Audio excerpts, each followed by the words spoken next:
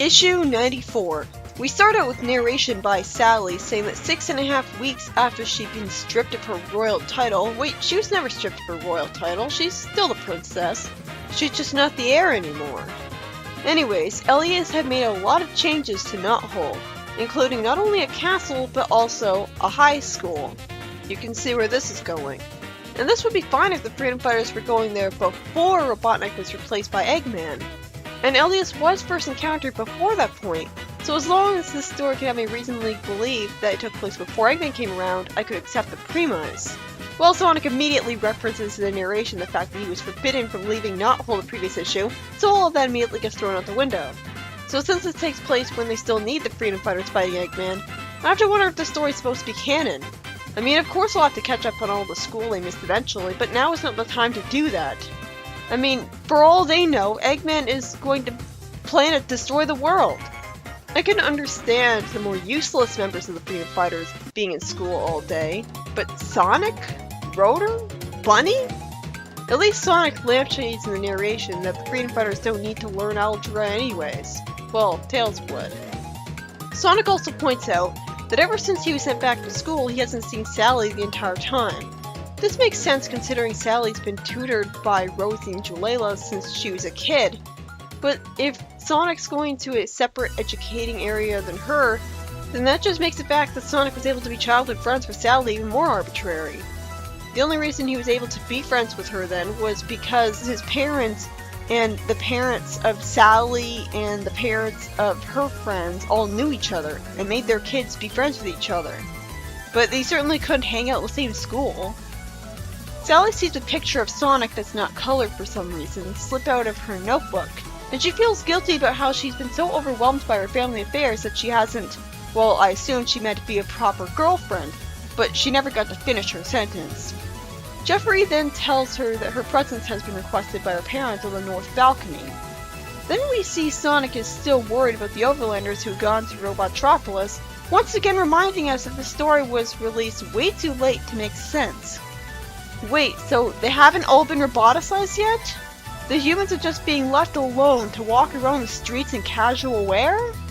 I guess Eggman was nice enough to at least allow them that, but he blatantly said he was going to roboticize them. So why is he waiting? Actually, this does get explained, but in a way that I'm not really sure how it makes sense. A Shadow Swap bot says that it's 3,000 seconds to curfew, and again, why the hell aren't they just telling the people how many minutes they have left? How do they expect them to understand that? They can only assume curfew is 9 o'clock. Colin asks Eggman why he's been in the lab working on robots the past 6 weeks instead of spending time with relatives. Were his family really that delusional and unaware of his true nature that they honestly thought he'd love to spend time with them? Even though he's been with them since he was a kid? You can't hide sociopathy that well for your entire life, especially since one of the signs of a sociopath is childhood misbehavior. After Eggman agrees to spend time with them for the sake of cover, Agnes asks why the robots couldn't just guard the outer perimeter of the city since they're making people uncomfortable. And Eggman says that he just wants to make sure the Mobians won't get in, which doesn't make sense since they can't get in from anywhere except the outer perimeter. Well, Hope thinks to herself, wasn't this their city? At first I thought she meant this was the robot city, because how would she know that this used to be the Mobian city, let alone actually care? I mean, if Eggman told them that this used to be the Mobian city, wouldn't that just make the Mobians look like the victims by being kicked out of their own city? Colin, for some reason, says that he was obviously wrong about sentencing Robotnik to prison because he's a different person now. Eggman asks him why he was in outer space. And then it turns out that rather than the Overlanders going to outer space to hide from Robotnik's tyranny, there's a totally different explanation that justifies them not knowing that Robotnik's evil at all. After losing the Great War, the humans wanted something new. I actually chuckled at how they lampshaded the fact that he was looking away from Eggman while remembering, with Eggman saying, hello? I'm over here. That's an example of a meta joke that works. I wasn't expecting that at all. I don't see why he said CK though. I mean, oh right, Colin Kintobar, CK. Why did they spell it like that? Why can't they just spell it with a C and then a K? Anyways, after losing the war, every single Overlander on the face of the Earth agreed to go to outer space. Even though statistics say that very few people, like less than 50%, would even agree to work abroad, let alone go to outer space. Really. Now one of them objected and wanted to stay home. Did they have a really authoritarian dictatorial government that forced all of them to go to space? At least the Echidnas had a tribe of them that didn't want to go live on a floating island. Sadly, Colin's story gets interrupted before it could really go anywhere because it turns out Snidely broke curfew. Why was he in Robotropolis? Why hasn't he just gone to Knothole if he wanted to be safe from Eggman? Why would he ever think that... I mean, did he go here to try to spite Eggman? Alone? Then we cut back to Sonic and Tails, who apparently couldn't sleep a wink that night, and for some reason Sonic blames it on preschool jitters instead of the fact that Eggman's still around. Tails starts a conversation that seems perfectly natural for a group of close friends for once, as he asks if Sally and Sonic will get married someday, and Sonic says that he hasn't really thought about it. They're both way too young to tie the knot. And then he assumes that Sally hates him anyways, since she never did get the chance to thank him for saving Elias. Was she really that busy? Why couldn't she just call him up on his wristwatch cell phone at the very least, instead of putting it off to do it in person and make him agonize over it? Ugh, this is such forced conflict. For some reason, Sonic is annoyed when Tails teases him that Sally loves him, even though you'd think Sonic would appreciate the idea of Sally loving him. And then there's an earthquake causing Sonic to spin dash through some sort of tree thing, being a hero. Snidely is woken up in a cell, and Eggman tells him that as long as Snidely swears allegiance to him and doesn't rat him out to the Overlanders, he won't roboticize him. Wait, no, it still doesn't make any sense. Eggman should logically just keep him in a cell and then roboticize him later. Why would he give Snidely special privileges? If his logic is that he wants to take advantage of Snidely's abilities as an engineer, well, Snidely can do that as a robot forced to be loyal to him too. And if he doesn't want him to keep running from him, well, he's in a cell, so it's not exactly going to be possible anymore, is it?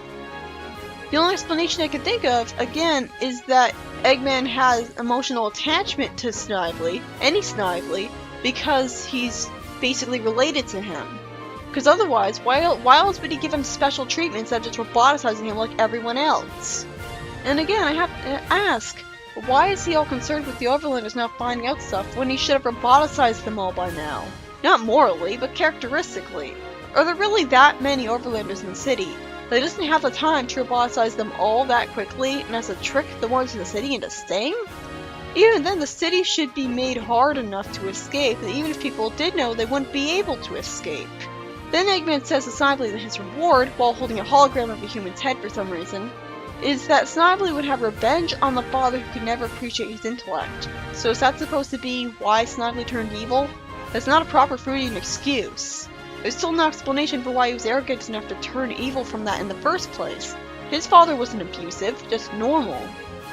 Then we finally catch that high school, with someone who looks like a Mobian version of Veronica from Archie in the panel.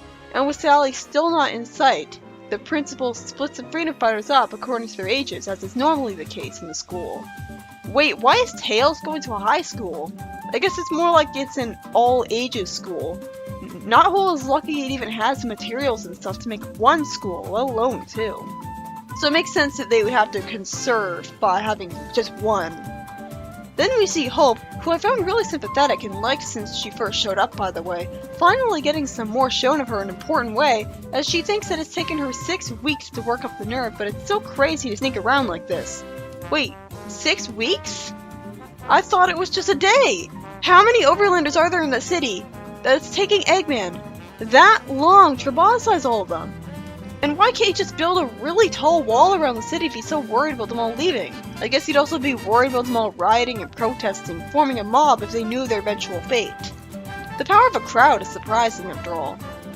Hope climbs the ladder while thinking that she doesn't trust her supposed Uncle Robotnik because she thinks living all alone in a city of robots is creepy. She sees some bots and wants to get back to her room, only to scream and sing a Robian and run away terrified. And I meant Robian, not a roboticized human. So I have to wonder why Eggman didn't either hide all the Robians to keep the secret, or explain their existence to the humans away as them simply being robots he built, rather than having this happen when a human first meets one. I mean, he blatantly said that there's millions of Robians. So how could he possibly hide millions of Robians? It would be less convoluted for him to just tell them that they exist and explain it away. Tails realizes he somehow lost his book bag, and then suddenly Athair shows up. But for some reason, only to Tails, so that Tails looks like he's crazy talking to someone invisible. Well, that was rude. And he asks him if he's seen his book bag, like so casual like that. I actually laughed at that. Athair tells him that Tails, the chosen one, is needed. And this is exactly why nobody should have thought sending the heroes to school all day was a good idea. I mean, homeschool them if you really want them to be educated. Send schoolbooks to their homes. They can read them and do homework in their spare time. You never know when Eggman's going to send a robot that only they can destroy. Wasn't Rosie tutoring Tails and Rotor at one point? Why can't she be their teacher? And then Athair teleports Tails away, which makes the hall monitor wonder if he should pay the nurse a visit. So what was the point of Athair making himself only visible to Tails if he was just going to teleport him away in public anyways? Why try to keep up a masquerade? Then after I could have sworn I saw Tails in Mina and Sonic's class, but I guess it's just another fox, we see Nate showing up to be the physics teacher. Makes sense. I hope he doesn't get any trouble for being a human. Not to mention he already looks to be teaching way more advanced physics than they'll be able to understand at their education level. But maybe that's just me. Then finally Nate tells Sonic that Sally was receiving private lessons at her castle. And I was confused about why they'd be surprised by this, since Sally has always been tutored that way. Did they honestly forget? Why didn't she just call them and tell them?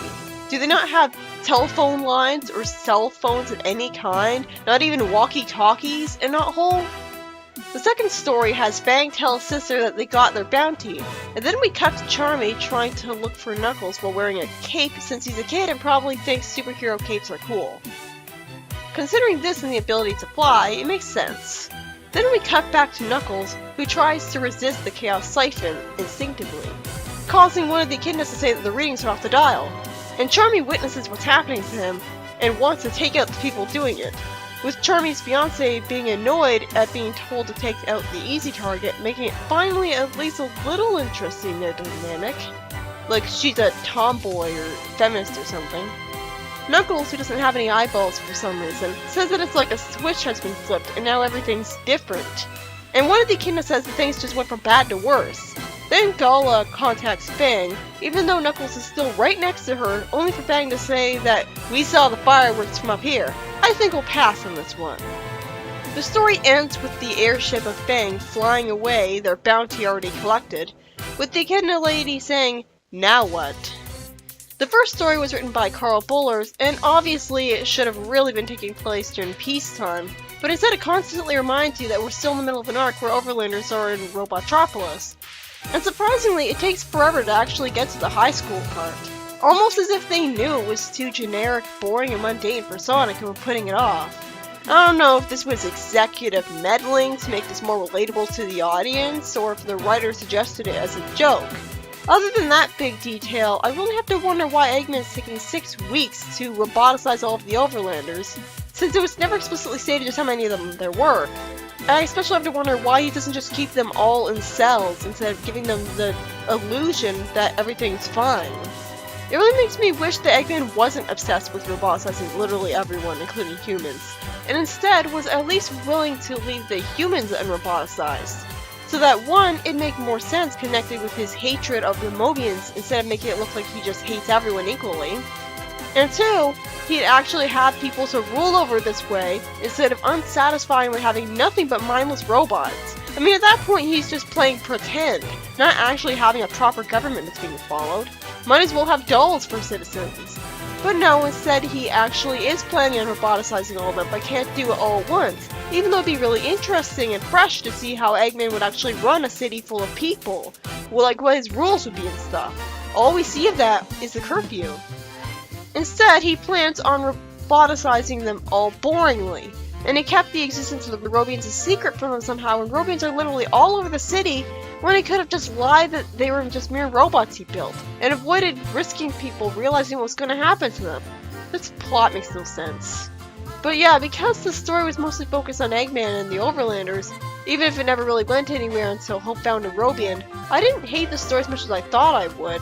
The boring high school stuff was very late and pushed to the background. But it's still a really bad premise for Sonic. I won't say that this plot is good. I'm really interested to see what Aether has in store for Tails. But I can't believe the arc is lasting more than one issue. I thought for sure they'd only be in school one issue as a sort of gimmick or something. And the second story by Ken Penders doesn't have much to say about it. It has Knuckles get saved by Charmy and his fiancée doing a surprise attack where they show some kind of dynamic together. And it's implied that with the Chaos Lightning being used on him a little, things just got even worse. But it's not explained how. I wonder how this will turn out.